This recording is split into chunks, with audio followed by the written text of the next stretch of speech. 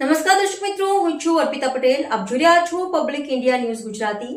સમાચાર મળી રહ્યા છે દાહોદ જિલ્લાથી.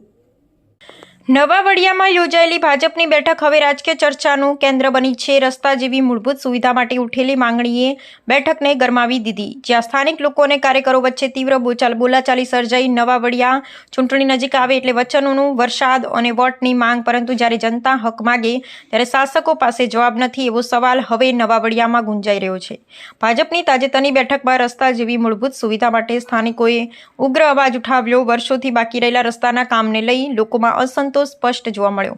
બેઠક દરમિયાન જે લોકોનો ગુસ્સો ફાટી નીકળ્યો અને નેતાઓ સામે સીધી બોલી થઈ. જનતાનો સીધો સવાલ હતો, રસ્તો ક્યારે બનાવશે? અને નેતાઓનો જવાબ માત્ર વોટ આપો, કામ થઈ જશે. આ પરિસ્થિતિએ સાબિત કરી દીધું છે કે જનતા હવે ખાલી વચનોમાં નહીં પરંતુ વિકાસના પાયા પર જવાબ માંગે છે. આજની હકીકત સ્પષ્ટ છે, જનતા કામની માંગ કરી રહી છે, નેતાઓ હજુ પણ વોટની માંગમાં વ્યસ્ત છે. જો રસ્તા જેવી નાની જરૂરિયાત પણ વર્ષો સુધી અધૂરી રહે તો મોટા વિકાસના દાવાઓ પર લોકો કેવી રીતે વિશ્વાસ કરે? નવા વડિયાની આ ઘટના માત્ર એક બેઠક નહીં પણ સમગ્ર તંત્ર માટે ચેતવણી છે. હવે સમય વચનોનો નહીં, જવાબદારીનો છે. સત્ય અવાજ, જનતાનો વિશ્વાસ. પબ્લિક ઇન્ડિયા ન્યૂઝ અને અમે સત્યની સાથે.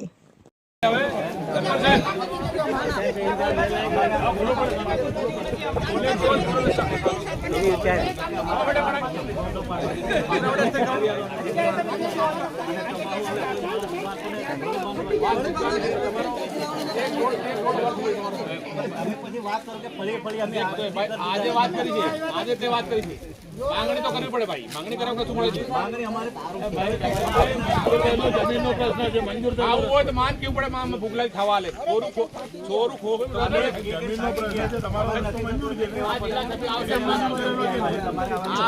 મારી વાત છે, તમે સાંભળો મારા મંજૂર કર્યો જમીનમાં કે તમે અમારા એક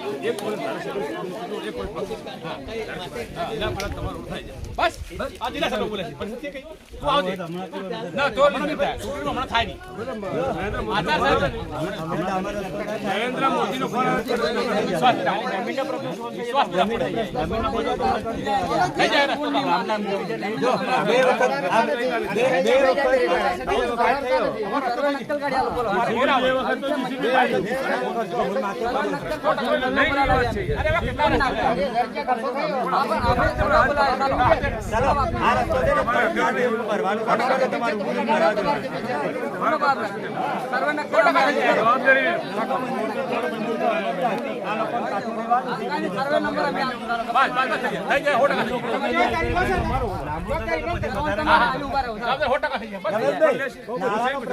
તમારો મંજૂર રસ્તો 3 મંજૂર કરેલા રસ્તા, તમે એમ કહો છો ને તમારો ટીએસપી નો રસ્તો કોને મંજૂર કરેલા? આ સરપંચને પૂછો. તમે ખોટી રજૂઆત કરવા આવો છો, અમારું ખરાબ છે.